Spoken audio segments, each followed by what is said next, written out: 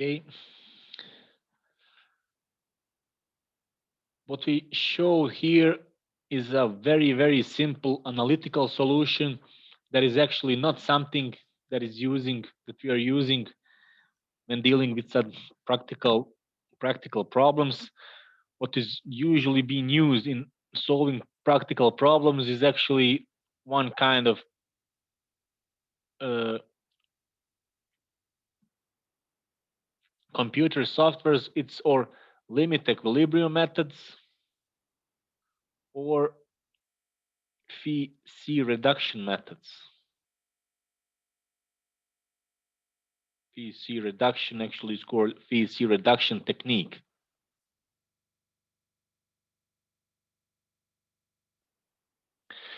For example, these are software like GeoSlope, Geoscience, and so on. And here you have softwares like Fluxys or I don't know, Flux software, and different kind of finite element software or finite element method or finite difference method software.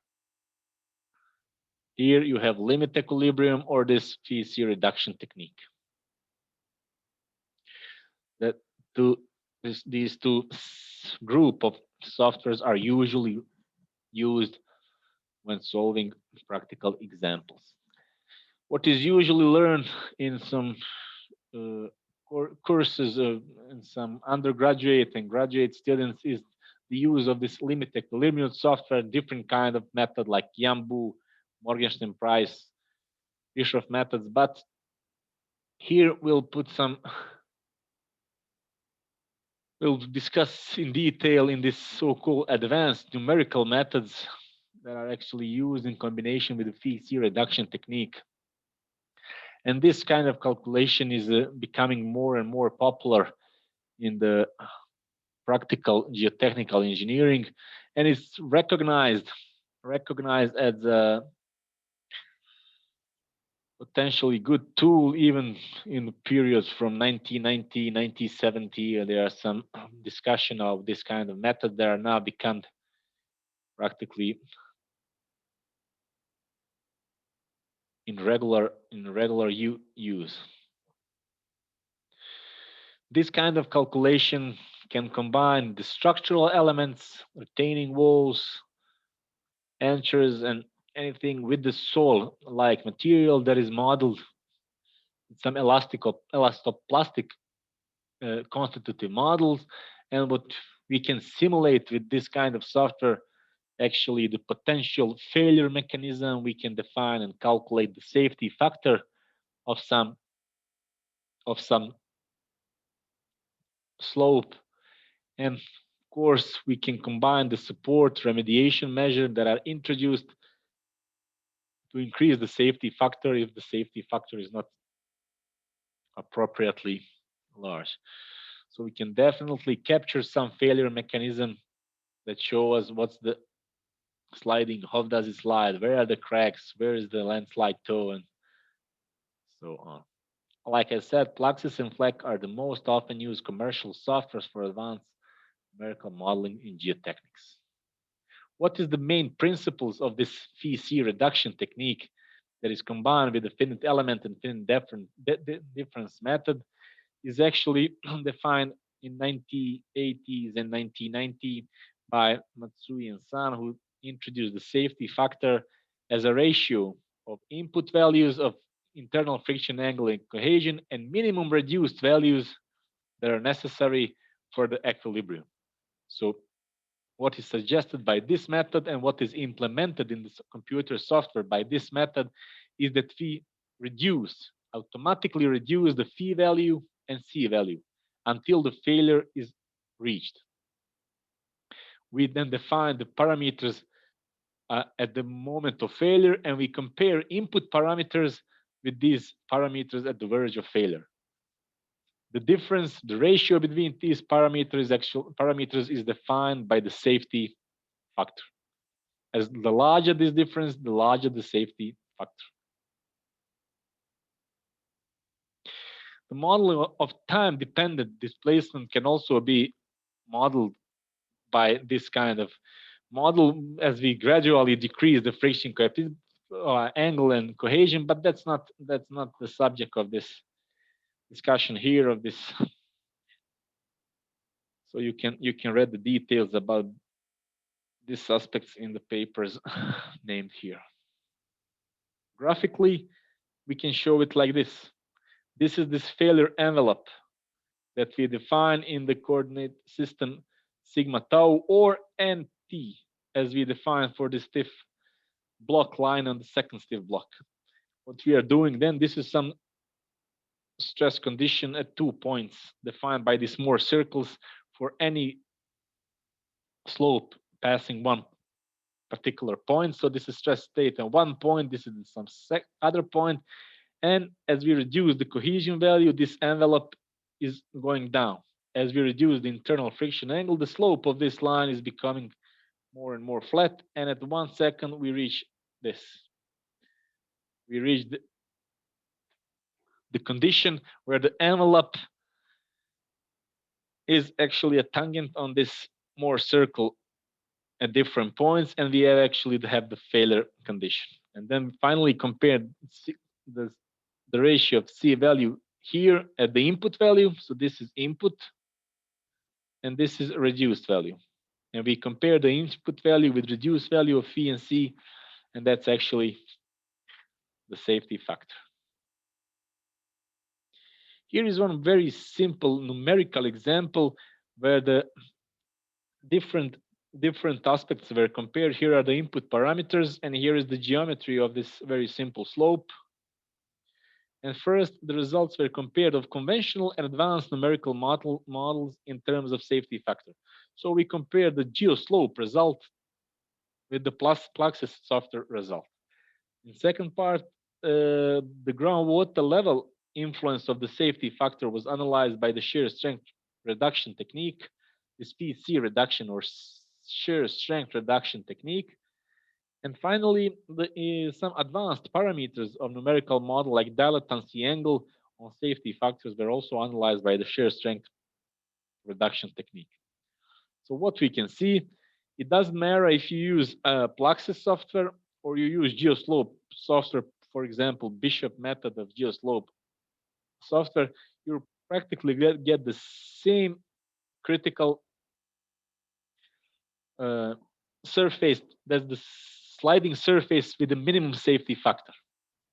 Of course, when you are using GeoSlope like this, you can get safety factor for any of the selected failure surface. In numerical modeling, you don't have that option. You only get the failure surface with minimum safety factor. The minimum safety factor is also called a critical failure surface. Critical failure surface is a failure surface with a minimum safety factor. Here, the safety factor is around 2. It's also here around 2. So there is no difference with the safety factor. Safety factor numerical model is equal, phi C reduction is equal to the safety factor by traditional limit equilibrium analysis. The advantage of limit equilibrium analysis is that you can get safety factor for any selected sliding surface. Of course, for this sliding surface, you'll have safety factor larger than 2.1. That's why it's not recognized as critical failure surface by this numerical calculation. Here, the dilatancy influence is shown. It confirms that there is no practically important influence of this parameter. This is a special parameter of theory of plasticity that is not used in this conventional analysis. That's why I show that. But for practical purposes, there is no much difference between safety factors. So these parameters could even be ignored in the calculation, and the value of dilatancy angle is equal to 0 should actually be used in practically all the practical examples that you meet in practice. What's the influence of the groundwater level? Well, the influence is obvious. If you have without the slope stability without groundwater, and if you have the stability analysis with the groundwater level at the top, you'll practically see that the value of safety factor is reduced by factor 2. That's the influence of the groundwater level. This is shown here. This is slope without water. What happened as the water level increases at the top, then you can simulate actually the safety factor and the failure surface that can be expected after the failure, after the water increment, like here. So this condition of sliding can very successfully be modeled by numerical simulation. This is the example of using commercial software Plaxis GAD, who recognize the critical failure surface with safety factor of 1.1 when the water level is near the top, although the safety factor was equal to 2 before the water was introduced in the slope.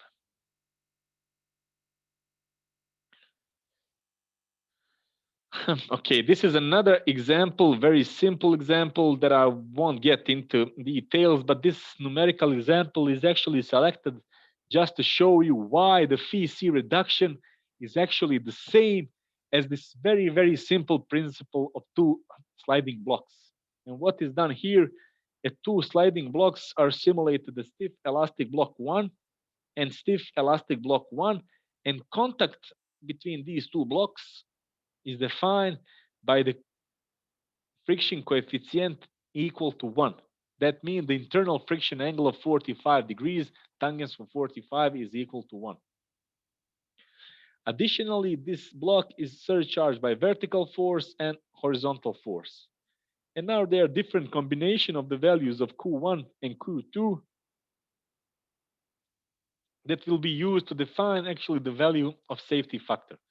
Same value of safety factors can be calculated by this model when you're using finite elements combined with the phi-c reduction. Let's see now, for example, case number 1, very simple case. When we have some value of Q1 over 0 and there is no Q2 value, horizontal load is equal to 0. That means that the safety factor is equal to 1. Even if you calculate it by phi-c reduction, even if you calculate it by very simple hand calculation. Why? Well, these blocks do not have any self-weight. Their self-weight gamma is equal to 0. So they are only surcharged loaded by this vertical force. Since this is 45 degrees, you have the force here and the force here. The force that moving this down this slope is same as this force, since this is 45 degrees. Since the friction coefficient is equal to 1, that means that this force will be equal to this force. If the force that resists to sliding is equal to the attacking force, that must be a safety factor. On the verge of failure, it's safety factor equal to 1 for any value of this vertical force. The other case number 2 would be when the Q1 is equal to Q2. They are both over 0, but they are same value. In that case, safety factors is infinite. Infinite value. Why? Because the resulting force here is actually perpendicular to the sliding slope. The resulting force of these two forces is perpendicular to the failure surface, and there is no chance you have sliding downhill if the resulting of force is perpendicular to the slope. We could also define the case number 3, but it's kind of complicated line when you compare the ratio of Q1 to Q2, the safety factor for difference value of ratio of Q1 to Q2. You can see that in detail later at home. Here are some conclusion regarding the modeling, some terms, some interested equation. For example, regarding the modeling should be only adequately complex, not too complex. For example, the art of successful modeling is to include just enough details for defining model that is appropriate for the practical application. That could be compared with this following example, like when you're trying to show trees in the wood. Well, do you really have to include all the branches at the tree? Well, definitely not. You don't have to include all single branches to show us that you want to show us some trees in the wood. That could be explained by this example. If you have one layer, second layer, or something complicated here, maybe you can simplify it like this. Maybe you can use only one layer. If you're sure that the sliding occurs here, you don't need 5 or 6 layers to model above in this moving soil. You can define it by very simple one layer, and you can simplify the model comparing to some real engineering geological conditions. You really have to be simple as much as it's possible, but not too simple, of course. Additionally, it's very important to note that for a simple homogeneous soil slope, the results from obtained by limit equilibrium method and shear strength reduction methods are same and both methods give satisfactory results in general, and both methods can be used for practical practical purposes. The finite element method has become more and more popular in last 10, 20, 30 years, and it's very often used in analyzing slow stability problems, landslide related problems in practice. Another support to this is even 22 years old, when it said that the widespread use of shear strength reduction methods should be seriously considered by practical geotechnical engineers as a powerful alternative to the traditional limit equilibrium method. What we usually do in practice is actually a combining of these two methods, since one method, since limit equilibrium method had an advantage in analyzing safety factor of many possible failure surface, while the VC reduction or this shear strength reduction method can result in only one failure surface. Luckily, that failing surface is actually a critical one with a minimum safety factor. And that's usually the most interested failure surface, that is the one with the minimum safety factor. But sometimes it's very useful to know some other failure surface, and we can get it by using limit equilibrium method. Okay, that would be actually the first part of this presentation for today. What we planned for the second part today is to show you the details of one practical case study. Well, we'll start with the details of that practical case study, and we will try to finish it today. If not, we can finish it next time with the case study number 2 that is planned to be described as actually as the last part of this landslide in highway construction course. Well, this introductory photos are actually not part of the case studies from local practice that I will define. This is from the literature. It's, I think, in Venezuela, where the total collapse of this embankment and bridge viaduct occurred due to very, very large sliding. There is actually some boundary of some ancient landslide, and this is boundary of an active landslide that is activated after the construction of this route. Here, that causes total destruction of this. So this is not something that is often seen, but it's a very, very unwanted scenario that occurred here. What we'll discuss here in details, and what we really know all the details information, is one case study number 1. It's Anchored Pile Wall that is located in this highway route in the central part of the Bosnia and Herzegovina. And here in the layout, you can see the motorway route, and you can see this entrance in the tunnel. This is 3 kilometer long tunnel. Vienets near Zenica. Down the slope you can see the Bosnia River, and uphill. This is the uphill area above the slope. Now you can see the photos from the location. First interesting thing is this viaduct that is also passing this landslide area. This is so-called Gorica landslide. The foundation of this viaduct are not the subject of this presentation. I didn't want to show you since last time I show you this Pehare landslide. Then the solution is practically the same. You have the well foundation, very deep well foundation above this, and these well foundation are actually built deep enough to support the sliding of this mass above. What we are discussing about is the sliding occurred during the construction of this cut and cover part of this tunnel exit. What you can see here is this temporary excavation that was constructed prior to tunnel construction.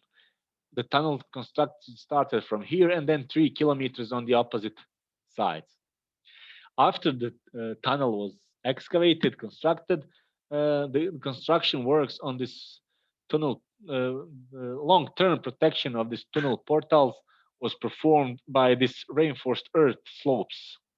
So these are reinforced earth slopes that were constructed here, and they were surcharged by this also reinforced material, reinforced fill to support this excavation and to increase the safety factor of the long-term condition. But after this construction of this, a failure occurred here. This surcharge caused a failure of this all mass moving down to the river Bosnia. So it's here. You can see here the phase before the construction of this reinforced earth slope, and this failure actually occurred here. All this mass starts to creep down the river, toward the river. Here is the illustration of the conditions, and this is the starting point of the tunnel.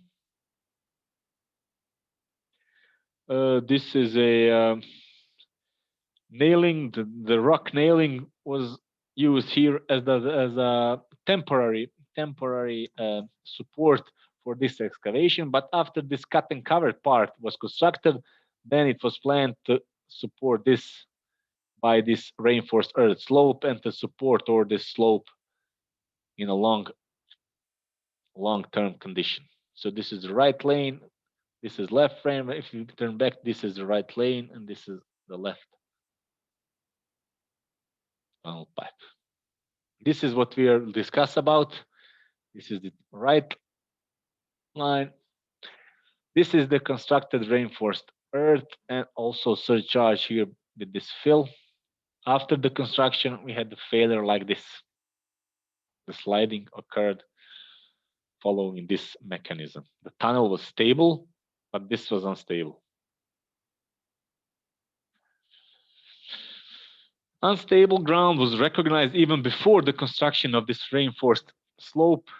It was recognized here, where this added material during the tunnel construction had a consequence of the sliding that goes like this, and some vertical cracks were recognized here even before the construction of this. The engineering geological conditions were relatively unknown since no borehole were constructed here, and somehow it was decided that some increment of the foundation level should be introduced to reach some natural ground conditions. So this here you can see the tunnel, and here is the 3-meter excavation next to the tunnel, and some natural ground was reached.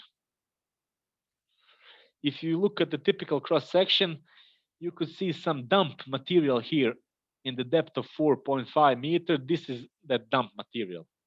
This is the material excavated from the tunnel and deposited here next to the tunnel. And it goes like this.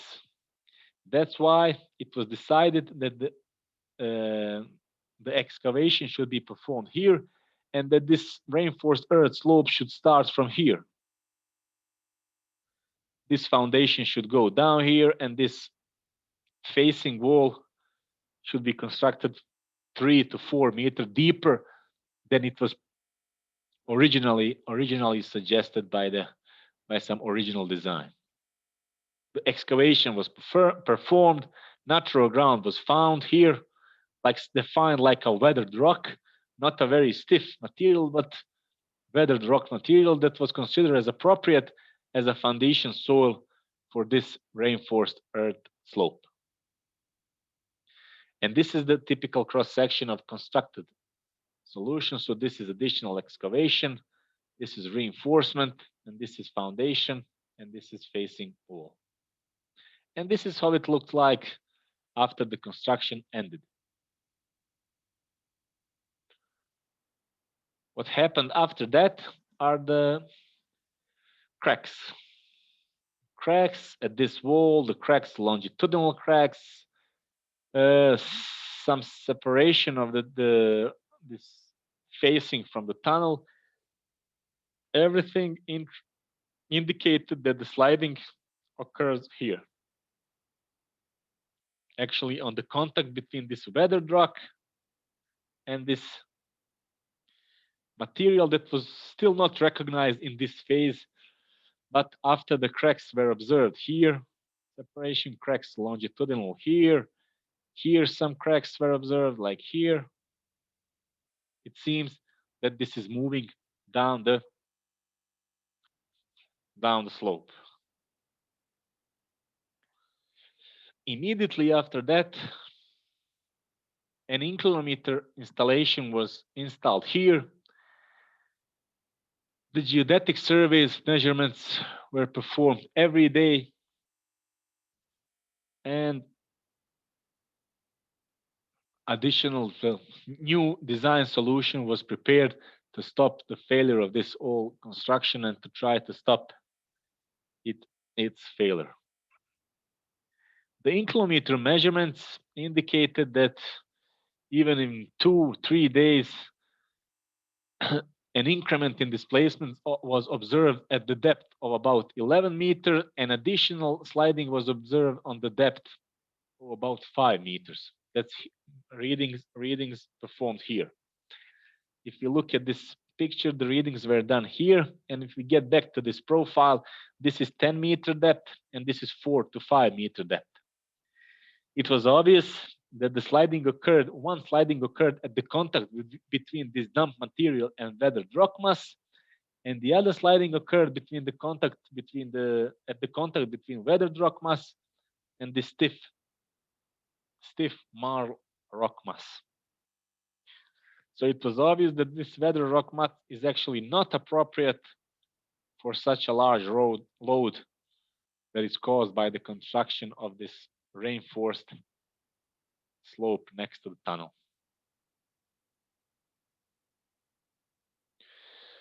So this investigation work and monitoring included the borehole 15 meter deep, who recognized the dump soil material, weathered rock material, and finally stiff rock mass. Inclinometer readings were introduced in the same borehole. Inclinometer was installed to the same depth.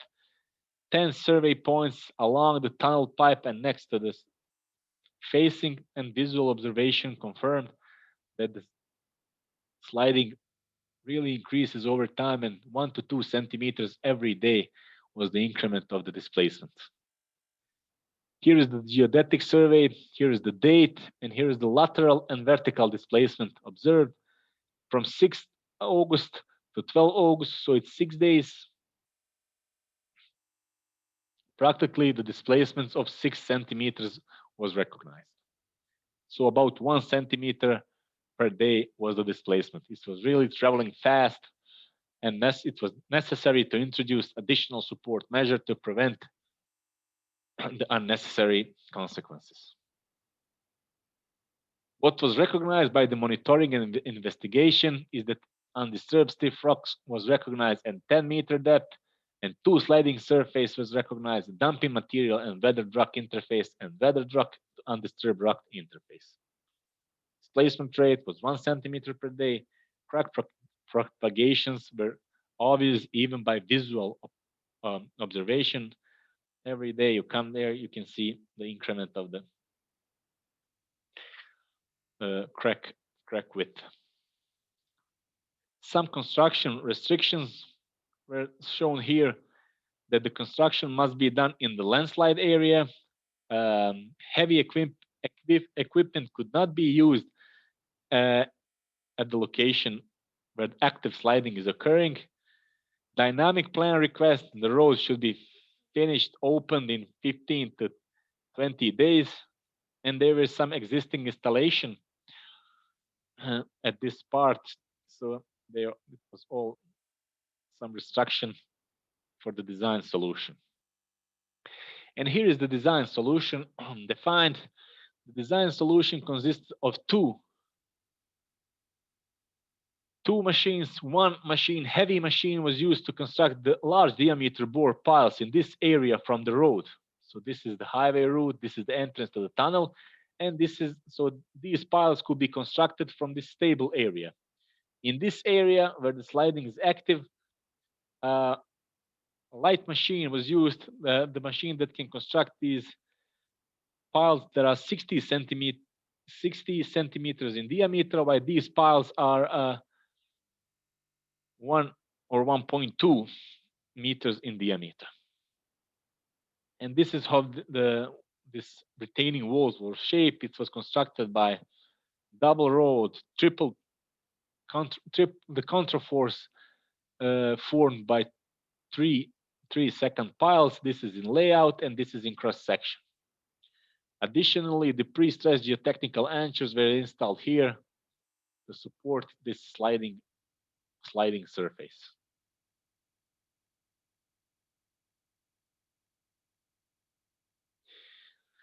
Here is the construction sequence. What was done at the location. Here you can see these two large diameter piles. Here are these 3 60 centimeters diameter piles. Here is the very large capping beam that was constructed like this to support the foundation of this facing wall of the reinforced earth slope. So this is the capping beam, reinforcement, and concrete. And this is the process of pre-stressing. Actually, the pre-stressing of these anchors was constructed after the opening ceremony of this highway route. That's why these revisions shafts were left here. So later, after the opening ceremony, it was possible to reach the cables and pre-stresses and all the other pre-stressing works that should be done for a long-term safety. Okay, since we are now about to finish the second part of the lecture, I would suggest, and we will be interrupted in 2 or 3 minutes, I suggest to stop here and to continue in 5 minutes. It will be 15:25 to finish this last part of this case study problem, where numerical analysis details will be shown. So let's do a 5-minute break and continue in 5 minutes.